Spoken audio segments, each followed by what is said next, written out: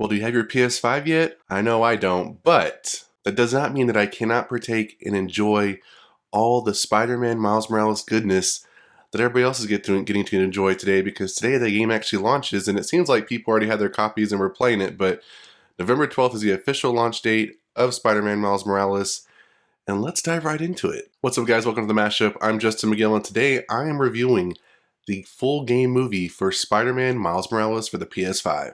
A year after his training with Peter Parker is complete, Miles has fully integrated himself into the black and red suit as an experienced Spider-Man while defending both his new home in Harlem and the rest of New York City from a gang war between the energy corporation Roxxon and a high-tech criminal army known as the Underground, led by the Tinkerer. So let's start off with first things first, the story.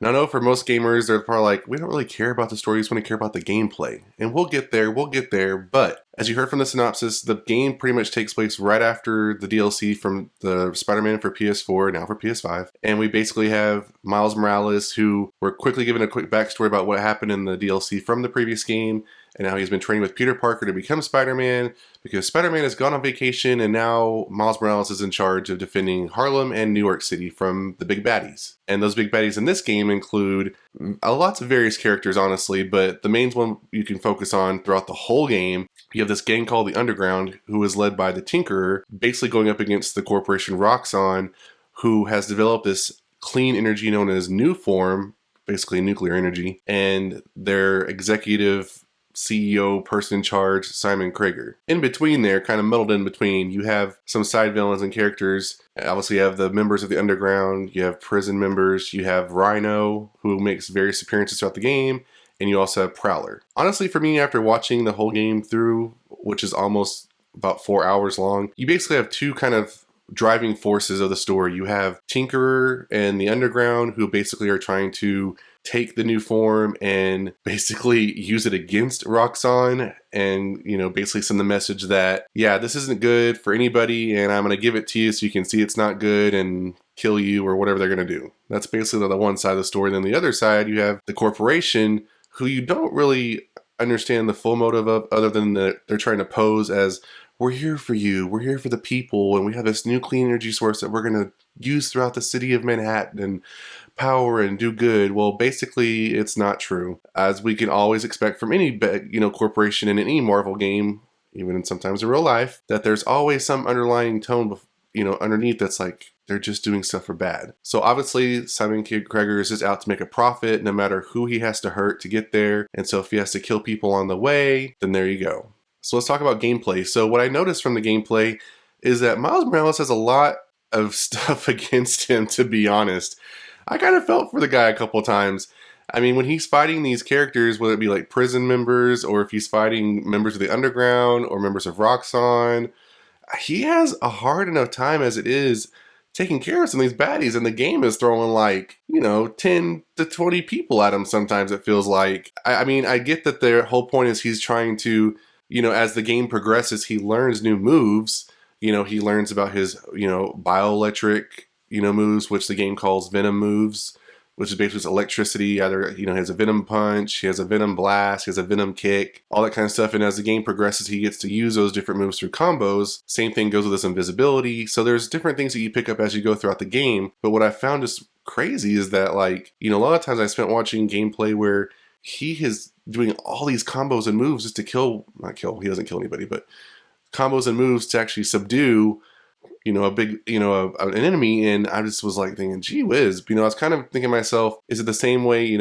the Batman Arkham, Batman trying to, 1-2 punch, kick, whatever, and maybe it is the same, but, watching Miles Morales, fling across the screen multiple times in different ways just to subdue a character, it just seemed kind of like, gee whiz, man, these guys are tough. And I can agree that they probably are, because they're not just average, human characters. They're humans with high-tech weaponry that makes them have super, somewhat super strength and powers and stuff like that. So I can kind of get that. But I'm thinking, this is freaking Spider-Man Miles Morales, and he's got these, superhuman strength moves and stuff like that and powers. So he should be able to subdue him a little bit quicker than that. But it seemed like he had a little bit of trouble. What I thought was really interesting was the introduction of the Spider-Man app.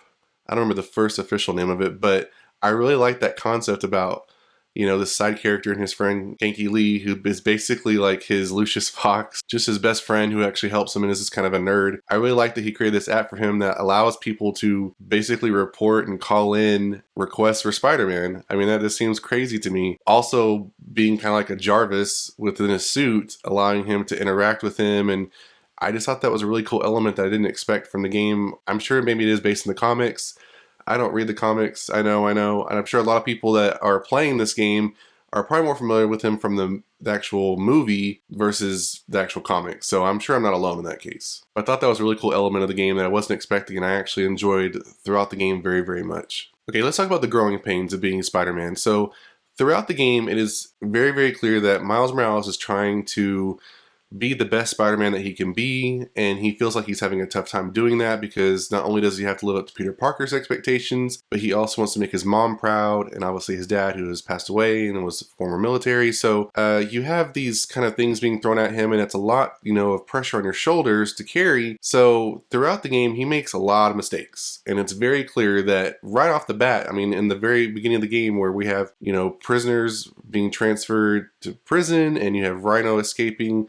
And a lot of this is all Miles Morales' fault because he is trying to be at the same level as Spider-Man, but he's not there yet. And he seems to make these kind of mistakes quite often in the game. So he makes that mistake in the beginning, and then there's a part which we see in a clip that's been out for a while now about on the bridge where he cannot control his bioelectric powers and he ends up touching one of the new form and it causes it to react, and he has to deal with those effects. So that's a lot of that stuff happens quite a bit throughout the game, and eventually as the game progresses on, he sort of understands and learns his limitations and abilities and how to control them and what he can and can't do.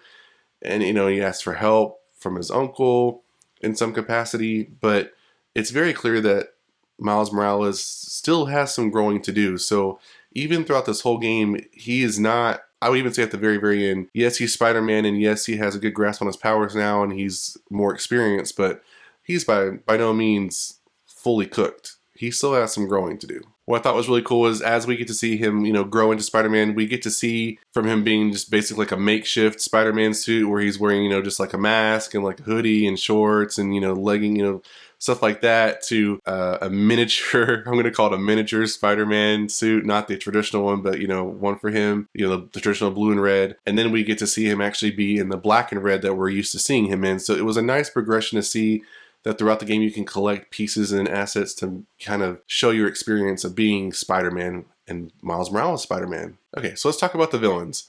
Now, it's probably no spoilers that I'm giving away, but we obviously know that the main villain of this game is Simon Krieger. You don't see a whole lot of him, but from what you do see of him, you obviously know that he's a jerk and he's not a good guy. So we know that he has some devious things planned, obviously involving Rhino and Roxxon and the new form. So it's nothing new that we're not like already privy to. This game is not one of those games where you're like, you have to think about what's going on to know what's going to happen in the game. It's pretty obvious what's going to happen and who is who.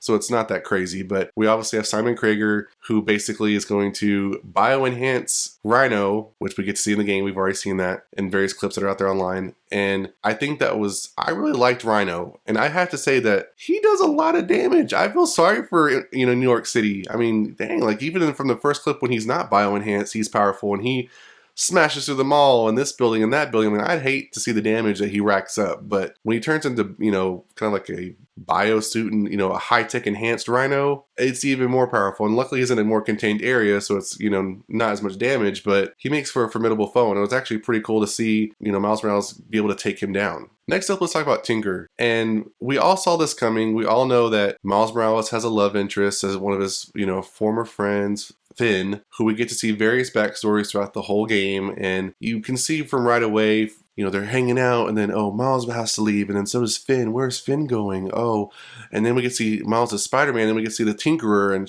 this person looks a lot like Finn, like a female, so, context clues, you're going to get it right away. If you didn't, spoiler alert. But from that, we know that it's interesting to see that you have these two characters that don't quite know who they are yet as their, superhero and villain characters, but when they do finally figure it out, it's cool to see their interactions with each other. And it's just a struggle that we always see in a lot of these games, and even in the movies, where you have this person you love and care about, but this other person you love and care about has motives that they need to get done. And with Finn, it's seeking revenge on her brother who worked for Roxxon and ended up dying from the new form. And that's the whole reason that propels her throughout the game, to get revenge on Simon Krieger and Roxxon by using the new form against them. So obviously with that, Miles Morales can't let that happen. And so obviously that makes for a lot of emotion and a lot of, reason to fight each other and to stop each other, while at the same time wanting to help each other and love each other and not hurt each other too bad. I do think that the Tinker was a really cool character. I think that her moveset, as far as like her high-tech use of weapons, was really, really cool. I mean, she basically stops Rhino with her shield as Rhino is charging him, and this is the high-tech enhanced version of Rhino, so I thought that was pretty cool. Next up, we have Prowler. A lot of this stuff reminded me from the Spider-Man movie. I'm talking about the Into the Spider-Verse movie, where we actually got to see Miles Morales interact with his uncle. It's kind of the same scenario in the video game as well, as far as his relationship with his uncle. But we figure out in the movie that his uncle's a Prowler, and in this game we figure out the same way.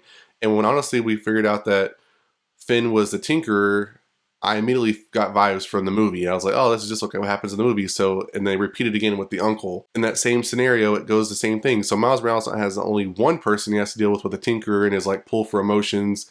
He also has his uncle.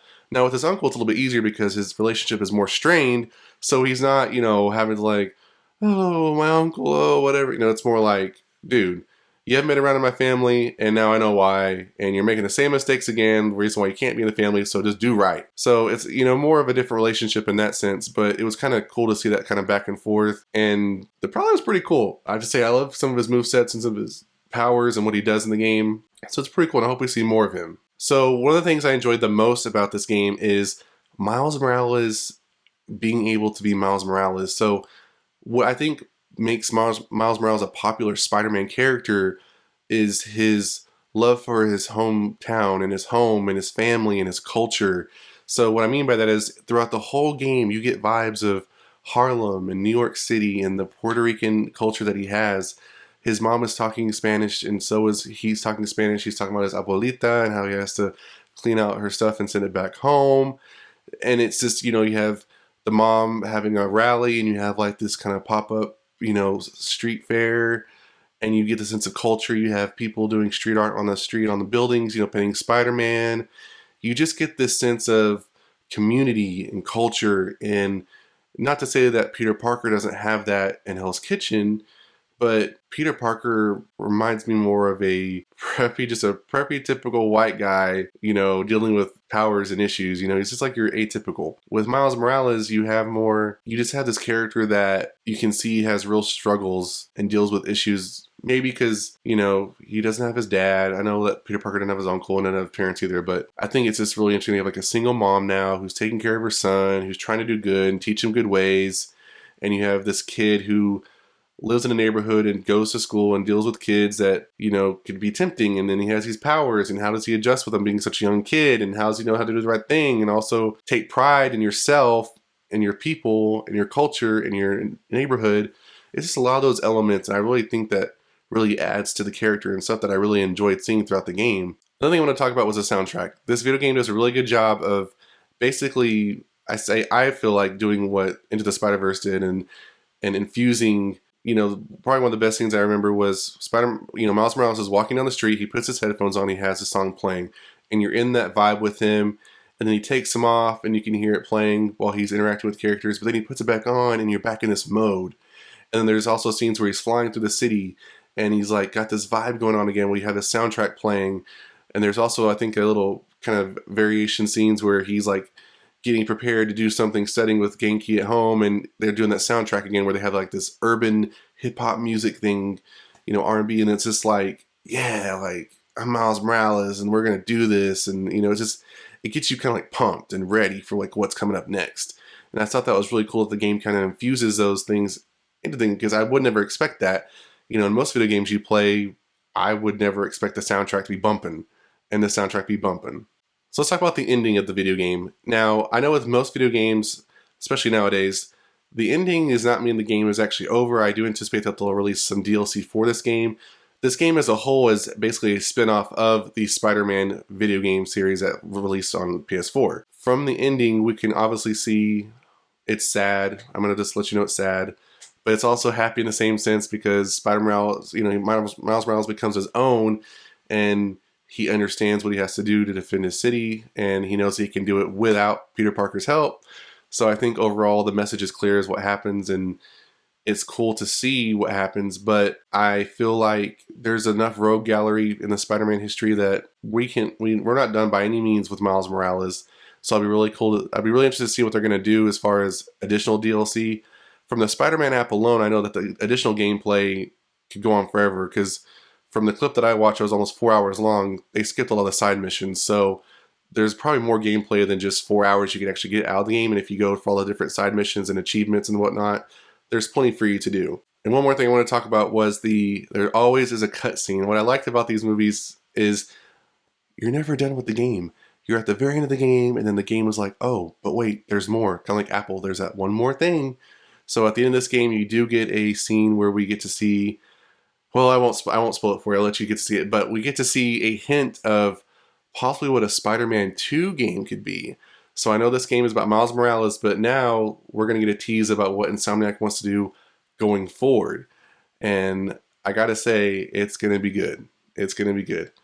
Of course, with Spider-Man, we know that it's going to be someone that we've already seen before in past games, but it's obviously going to be, somewhat continuation of the first game in this one, but we get to know that just from this tease, we obviously get to see a setup of various characters that could be introduced, and various entities, I'll let you know that could be introduced. So look forward to that at the end of the game as well. So overall, what rating would I give Spider-Man Miles Morales? I would give it a 4.5 out of 5. I don't think it's perfect by any means, because I think it's really hard for a video game to be perfect. There are some things, like I said, with the gameplay itself that I just thought was kind of tedious, as far as like these characters are super hard to beat. You can let me know in the comments below if you agree with me, but I think that overall, between the story, the characters, the graphics, the gameplay, I think that Spider-Man Miles Morales is a very good entry to have for PS5. I wish it was available on more consoles, of course. Maybe it will be in the future, but I think it's a very good entry in the franchise that they're trying to set up. It'd be really cool to see if they start doing that with, Gwen Stacy as Spider-Gwen, and if they do, with the Korean Spider-Woman. So, I mean, Spider-Woman, like all these characters. I mean, Sony has their Spider-Verse going. Why not have it in the video game world as well? So I would give Spider-Man Miles Morales 4.5 out of 5 Miles Morales Spider-Man heads. Let me know in the comments what you think about Spider-Man Miles Morales if you've played it. If you're going to spoil the game, please mark down spoilers below so you're not ruining it for everybody else, because that would suck that you're playing the game and you already know what's going to happen. But I know a lot of gamers out there, they already know. But if you're going to mark it spoilers, please. That's it for this video, guys. If you enjoyed it, hit that like button. If you want more videos like this one, make sure you smash that notification bell. And I'll see you guys next time on the Mashup.